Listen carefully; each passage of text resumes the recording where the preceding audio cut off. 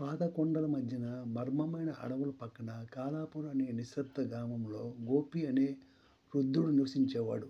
అతని గురించి గ్రామస్తులకు తెలిసిన 2 విషయాలు మాత్రమే. అతనిని ఊరకపోయే నిశ్శబ్దం మరియు అతను సేకరించే ఉలికిపాటుతో నిండిన గాజు సీసాల కలెక్షన్.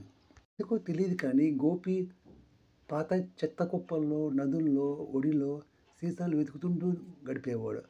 అతనికి చిన్న కుట్టి గుడిసె గాజు సీసాలతో నిండిపోయి ఉండేది.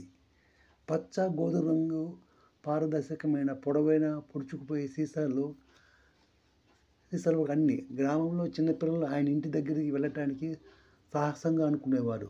ప్రతి సీసాలో ఒక భూతం ఉంటుందంట అనేది సీత అనే చిన్నారి మాట. కాదురా, ఓపెన్ చేస్తే అరుస్తాయట అంటాడు ఆమె అన్నయ్య రాము. అనీష్ అనే 12 ఏళ్ల కొడుకు ఆ నిజాన్ని తెలుసుకోవాలని తలుచుకున్నాడు.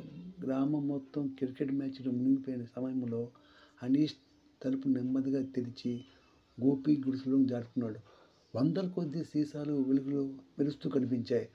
ఒక్కొక్కటి కదిలినట్టు అనిపించింది. గోపి ఒక ర్యాకింగ్ చైర్లో కూర్చొని ఒక సీసాను మెత్తగా చేతుల్లో పట్టుకొని ఉన్నాడు. ఇక్కడ నువ్వు ఉండకూడదు బాబూ అని గోపి తల తిప్పకుండా అన్నాడు. నాకు తెలుసుకోవాలని ఉంది అని అనీష్ భయంతో చెప్పాడు. ఈ సీసాలో నిజంగా భూతాలు ఉన్నాయా అన్నాడు. గోపి అతని వైపు చూసి తల నెట్టాడు. చూపించవా, నువ్వు నమ్మవు, ఒకసారి ప్రయత్నించండి అన్నాడు. అనీష్ చేతులు వణికిపోతూ ఉన్నాడు. గోపి నెమ్మదిగా గోధుమ రంగు సీసాను తీసి వెండి మూతను తెరిచాడు. ఒకేసారి 10 బాటిల్ నుండి 10 భూతాలు బయటకు వచ్చాయి. అవన్నీ విభిన్న రూపాల్లో ఉండేవి.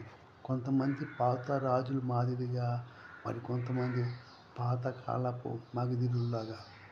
భూతాలు గోపిని ఆశ్చర్యంగా చూశాయి. నీవు మాకు భయం లేకుండా మాకు స్వేచ్ఛ ఇచ్చావు. నీకొక చిన్న బహుమతి ఇవ్వాలనుకుంటున్నాను అని భూతం అంది. అవి చిటికెన వేసి గోపి హట్టులోనే పాత బాటిళ్ళన్నీ స్వర్ణ బాటిల్గా మారిపోయాయి. మరికొన్ని బాటిల్లో సంగీతం పాడుతుండగా మరికొన్ని నుంచి మంచి వాసన వెలువరించాయి. అది వరకు పిచ్చోడని చెప్పిన గ్రామస్తులు ఇప్పుడు గోపిని స్వామిగా పిలవటం మొదలుపెట్టారు. ఇప్పుడు ఆ గ్రామానికి వెళ్తే బాటిళ్ళ మ్యూజియం లాంటి గోపి గారి ఇంటిని చూడవచ్చు.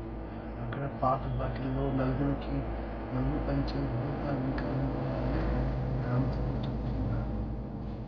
ఎలా మీ బ్రెయిన్స్ వాట్ ఈస్ యువర్